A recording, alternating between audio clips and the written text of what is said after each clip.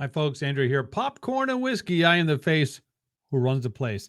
Video podcast, if you will, or audio podcast, depends on which platform you are watching and or listening to this on. Here we go. Today's episode is going to be a movie review. That's right. I'm going to be reviewing the movie Fast and Furious 10, or Fast X, if you will. I probably will give out spoilers. Now, it has been out for quite a while, so if you haven't seen it by now, be prepared to get some spoilers going on here. I'll try not to, but I'm not going to promise anything. Okay? So, first of all, let's tell you what I'm going to. Oh, shoot. I just lost it here. I'm going to give you the synopsis according to IMDb, what the movie is about. Oh, I guess IMDb doesn't give me the synopsis. Outside of Dom Toretto and his family are targeted by the vengeful son of drug kingpin. Let me say that again. Don Toretto and his family are targeted by the vengeful son of drug kingpin. I thought it was Hernan Reyes. Herman Riaz. Whatever his name is, all right? He was the bad guy from Fast and Furious 5. And 5 is when The Rock first entered the Fast and Furious franchise. Hobbs is his name. So if you want to get a timeline on how everything came together, that's where it was, okay? Now, in this particular one, Fast X, the bad guy's son from Fast and Furious 5 is now the bad guy in Fast and Furious 10. And that bad guy is played by none other than Jason Momoa, Aquaman himself, who I thought was extremely cool in Aquaman. This episode of the Fast and Furious Fast X, Jason Momoa is his character Dante. I gotta tell you, I wasn't too fond of the way he portrayed it. Now, granted, with the script he was given, I thought he did a phenomenal job with it because it wasn't the greatest script in the world to do it. Yes, I know none of the Fast and Furious movies are going to be, excuse me, are going to be Oscar nominated. I get it. They're not cinematic acting masterpieces. I get it. Jason Momoa did the best he could with what he was given. I don't know if I like the direction he took it, but that's what he saw it as, and he did it. The character is very, let's say, eccentric, very much so, on the border of being, let's say his masculinity was called to question several times. We'll just leave it at that. Okay. Also, this thing was full of cameos. I mean, you got Rita Moreno in there, who was the grandmother of Vin Diesel. At least I thought it was his grandmother. Maybe it was his mother. I thought it was his grandmother. I could be wrong with that one, but I thought it was his grandmother. Also, it had Brie Larson, who is the superhero chick. What was her name? Captain Marvel was in there. Charlize Theron had a cameo in there. I wouldn't say her part was major, but it was necessary for her to be in the capacity she was in. And you had all kinds of other folks. Let's see. Jason Statham had a brief cameo, which he should because he's part of the franchise. John Cena, yeah.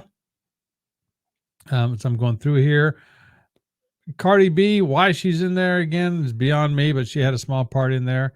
I'm going through the list of characters. Pete Davidson, stupid. It was just dumb to have him in there whatsoever. So I'm not a fan of that as going through this, okay?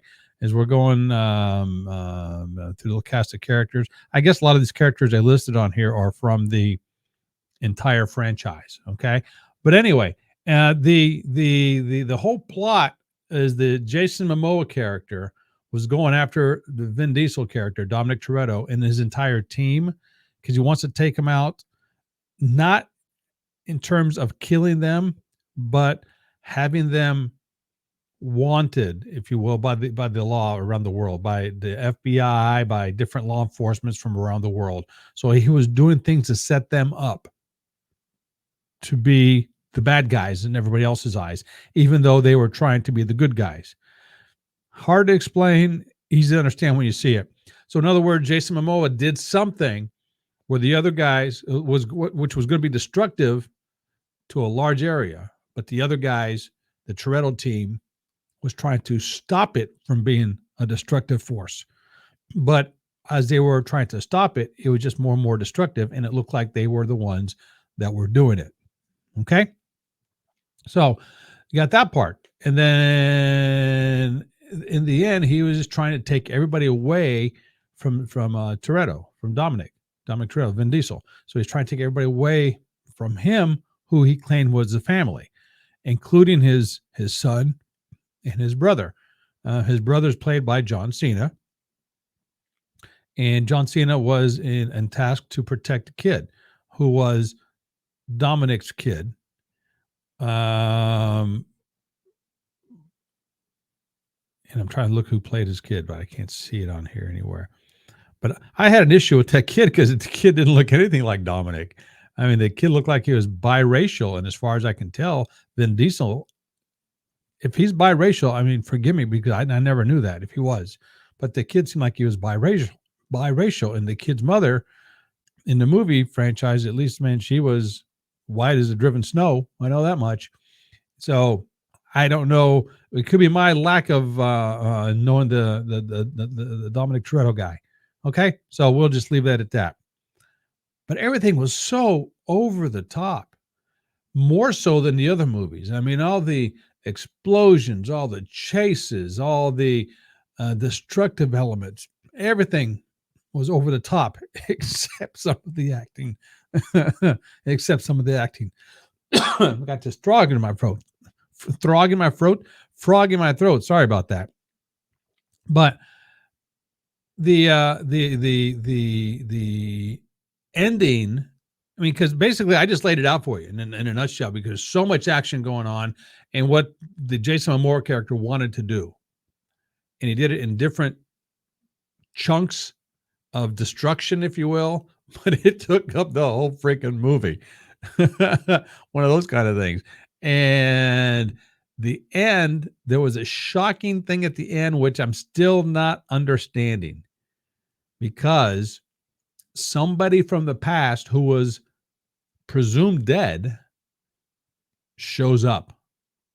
That's all I'm going to say. How this person got to where this person is and why this person is where this person is totally baffling to me. I mean, they got to come up with a real good back-end story to figure this one out. And it makes absolutely no sense. I'm trying to wrap my brain around it. I did not like it. I thought it was in, I don't want to say bad taste. It's just the way it all happened because of all the other movies in between this person not being around. Okay. We'll just leave it at that.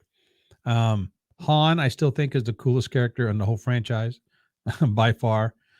As we're going through here, Jason's statement, he had a small part. Why? It really made it fit, but it didn't need to fit.